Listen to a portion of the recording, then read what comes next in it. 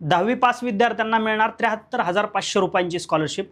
आता ह्या स्कॉलरशिपसाठी कोण कोण पात्र आहेत, ही स्कॉलरशिप कशा पद्धतीने मिळणार, यासाठी फॉर्म भरायची प्रोसेस कधी चालू होणार, या सगळ्या गोष्टींची माहिती या व्हिडिओच्या माध्यमातून मी तुम्हाला देणार आहे। त्यामुळे व्हिडिओ अगदी शेवटपर्यंत तुम्हाला बघायचा आहे। या व्हिडिओच्या माध्यमातून तुम्हाला सगळ्या गोष्टी या स्कॉलरशिपच्या बाबतीत क्लिअर होणार आहेत। तर एक एक गोष्ट बघायला आपण सुरुवात करू। तर ही स्कॉलरशिपचं नाव काय आहे, तर त्या स्कॉलरशिपचं नाव जे आहे ते कोटक ज्युनियर स्कॉलरशिप हे या स्कॉलरशिपचं नाव आहे। ही स्कॉलरशिप कुणाला मिळणार आहे, जे विद्यार्थी 11वी आणि 12वीला आत्ता आहेत या विद्यार्थ्यांना, म्हणजे तुम्ही 10वी पास झालेले आहेत, 10वी पास झाल्यानंतर 11वीमध्ये गेल्यानंतर ही स्कॉलरशिप तुम्हाला मिळणार आहे आणि 11वी आणि 12वी अशा 2 वर्षासाठी ही स्कॉलरशिप तुम्हाला मिळणार आहे। आता या स्कॉलरशिपसाठी बेनिफिट नेमकं तुम्हाला कशा पद्धतीने मिळणार आहे, तुम्हाला फायदा काय आहे स्कॉलरशिपचा, हे आपण या ठिकाणी बघू।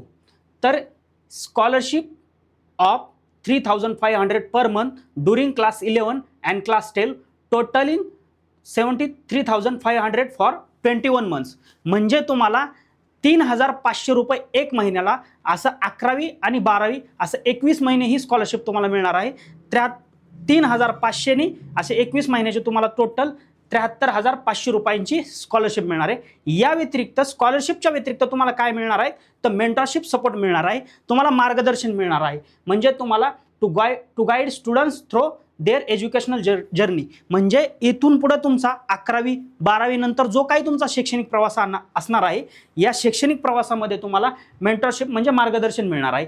Academic assistance to help students excel in their studies, म्हणजे तुम्हाला तुमच्या अभ्यासामध्ये मदत मिळण्यासाठी शैक्षणिक सहाय्य मिळणार आहे, शैक्षणिक सहाय्य मिळणार आहे। याच्या व्यतिरिक्त career guidance to facilitate inform decisions about future prospects, म्हणजे भविष्यामध्ये तुम्हाला कोणत्या साईटला गेल्यानंतर कोणत्या पद्धतीचं करिअर आहे, कोणती साईट तुम्ही निवडली पाहिजे, त्याच्यामध्ये करिअरच्या कोणत्या कोणत्या अपॉर्च्युनिटी आहेत, ह्या सगळ्या गोष्टी तुम्हाला या स्कॉलरशिपच्या माध्यमातून मिळणार आहे। म्हणजे विद्यार्थी मित्रांनो, फक्त तुम्हाला 3,500 रुपयाप्रमाणे 21 महिन्यामध्ये 73,500 रुपयांची स्कॉलरशिप नाही मिळणार, तर याच्या व्यतिरिक्त तुम्हाला जी सगळ्यात महत्त्वाची विद्यार्थी दशेमध्ये सगळ्यात महत्त्वाची जी गोष्ट असते ती म्हणजे योग्य मार्गदर्शन। हे योग्य मार्गदर्शन योग्य टप्प्यावर तुम्हाला या स्कॉलरशिपच्या माध्यमातून मिळणार आहे।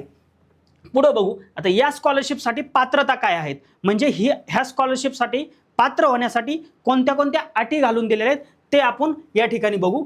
Applicant should score overall 85% or above in their class 10 board examination SSC CBSE ICSE, म्हणजे विद्यार्थ्याला 10वी मध्ये आत्ता जी एक्झाम झाली तुमची 2026ला जी एक्झाम झाली फेब्रुवारी मार्चमध्ये, त्याच्यामध्ये कोणत्याही बोर्डचा स्टुडंट असला तरी चालेल, त्याच्यामध्ये विद्यार्थ्यांना किमान 85% मार्क्स मिळाले असले पाहिजे, किमान 85% मार्क्स किंवा त्याच्यापेक्षा जास्त, अशा पद्धतीने ही पहिली पात्रता आहे। दुसरं, they must have secured admission in class 11 at junior college schools for arts commerce और science streams in the Mumbai metropolitan region for the academic year 2026-27, म्हणजे विद्यार्थी हा Mumbai metropolitan city Mumbai metropolitan region जो आहे त्याच्यामध्ये विद्यार्थ्यांनी त्या रिजनमध्ये 11वीसाठी ॲडमिशन घेतलं असलं पाहिजे। ॲडमिशन तुम्ही कोणत्या साईटला घेतलं असलं तरी चालेल, तुम्ही आर्ट्सला घेतलं असलं तर चालेल, कॉमर्सला घेतलं असलं तर चालेल किंवा सायन्सला घेतलं असलं तरी चालेल, ते मॅटर करत नाही। मॅटर हे करतं तुमचं जे रिजन असणार आहे, तुमचं जे कॉलेज असणार आहे, कॉलेज कोणतंही असलं तर चालेल, परंतु ते मुंबई मेट्रोपॉलिटन रिजनमध्ये असलं पाहिजे।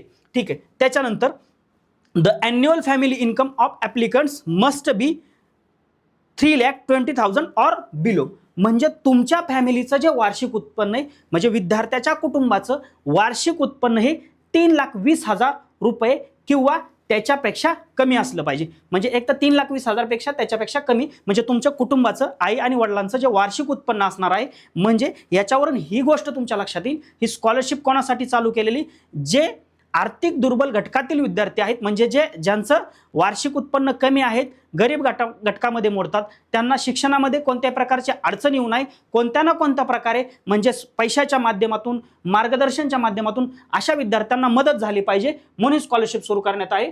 आणि याच्यासाठी ही अट घालून देण्यात आलेली आहे, तुमचं वार्षिक उत्पन्न हे 3,20,000 रुपयापेक्षा कमी असलं पाहिजे आणि students current residence should be within the Mumbai metropolitan region. मगाशी तुम्हाला सांगितलं विद्यार्थ्याचं ॲडमिशन हे मुंबई मेट्रोपॉलिटन रिजनमध्ये झालेलं असलं पाहिजे. सोबत त्याचं वास्तव्य, सध्याचं जे वास्तव्य आहे म्हणजे विद्यार्थी हा मुंबई मेट्रोपॉलिटन रिजनमधलं रहिवासी असला पाहिजे.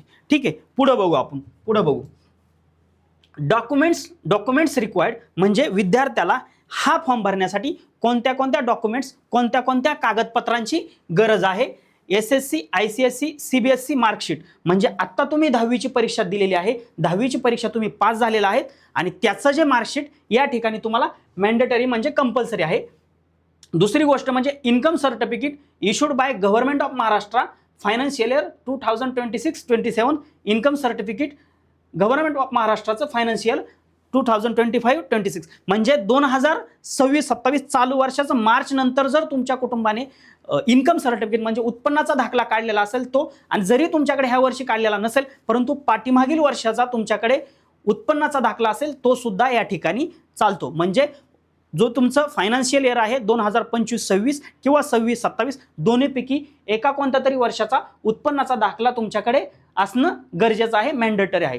Front and back page of ration card yellow or orange म्हणजे हे कंपल्सरी नाही. म्हणजे तुमचं जे काय रेशन कार्ड आहे येलो आणि ऑरेंज ह्या रेशन कार्डचं जे फ्रंट आणि बॅक पेजचं जे आहे ते झेरॉक्स पाहिजे तुम्हाला, पण हे मॅन्डेटरी नाही, त्याच्यामुळे हे तुमच्याकडे नसलं तरी चालेल. रिसेंट पासपोर्ट साईज फोटोग्राफ म्हणजे तुमचं नजदीकच्या काळामधला पासपोर्ट साईजचा फोटो पाहिजे, हे एक मॅन्डेटरी आहे. मॅन्डेटरी काय आहे, तुमचं मार्कशीट जे तुम्हाला शाळेमधनं मिळालेलं असेलच. दुसरी गोष्ट तुम्हाला याच्यासोबत काय पाहिजे, अजून उत्पन्नाचा दाखला म्हणजे इन्कम सर्टिफिकेट तुम्हाला पाहिजे आणि त्याच्यासोबत काय पाहिजे तुम्हाला, नजदीकच्या काळामधला एक तुमचा फोटोग्राफ पासपोर्ट साईज फोटो पाहिजे.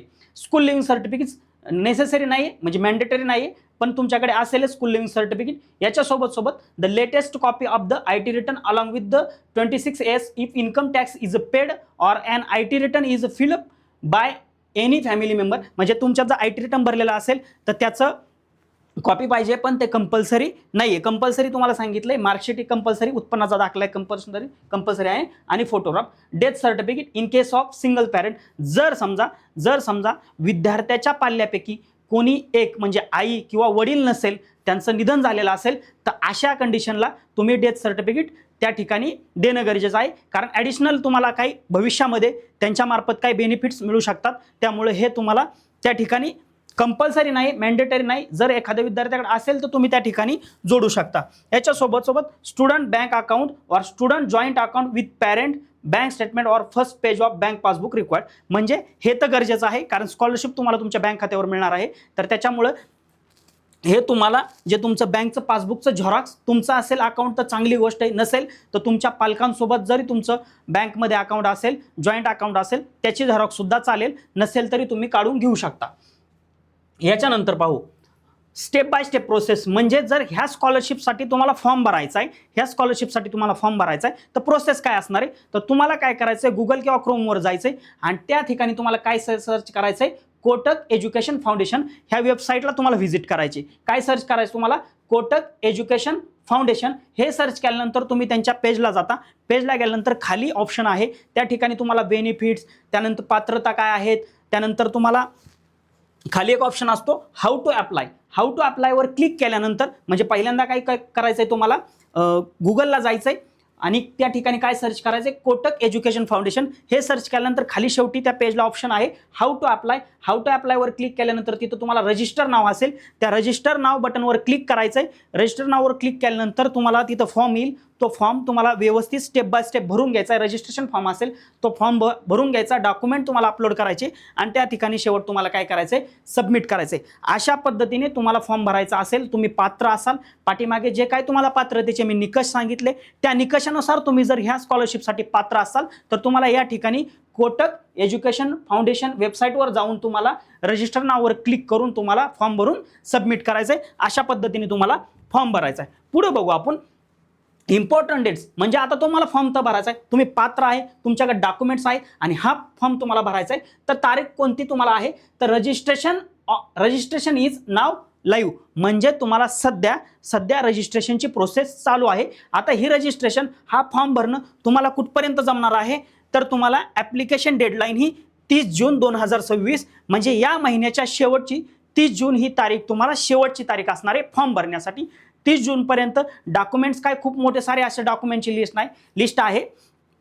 लिस्ट तुम्हाला काय आहे, मार्कशीट एक तुम्हाला लागतंय, याच्यासोबत तुम्हाला काय लागतंय, इन्कम सर्टिफिकेट नेसेसरी आहे आणि त्यासोबत तुम्हाला पासपोर्ट साईज फोटो तुमच्याकडे असेलच, तुमच्याकडे मार्कशीट बरं असणारच आहे. जर कदाचित तुमच्याकडे इन्कम सर्टिफिकेट नसेल, पाठीमागच्या वर्षाचं सुद्धा नसेल, तर अशा कंडिशनला तुमच्याकडे वेळ आहे, अजून 1 महिना वेळ आहे, तर 4-5 दिवसामध्ये 6-7 दिवसामध्ये तुम्ही तुमचं इन्कम सर्टिफिकेट काढून घेऊ शकता आणि तुम्ही हा फॉर्म भरू शकता. पण सगळ्यात महत्त्वाची गोष्ट काय आहे, विद्यार्थी हा मुंबई मेट्रोपॉलिटन रिजनमधला रहिवासी असला पाहिजे आणि सगळ्यात महत्त्वाचं म्हणजे 11वीसाठी कोणत्याही स्ट्रीमला ॲडमिशन हे त्याचं मुंबई मेट्रोपॉलिटन रिजनमधल्या कॉलेजलाच झालं असलं पाहिजे. व्हिडिओ तुम्हाला जर आवडला असेल, तुम्हाला महत्त्वाचा वाटला असेल, तर नक्की लाईक करा आणि अशाच इन्फॉर्मेटिव्ह नवीन व्हिडिओ पाहण्यासाठी आमच्या ई सारथी ऑनलाईन यूट्यूब चॅनलला सबस्क्राईब करा. धन्यवाद.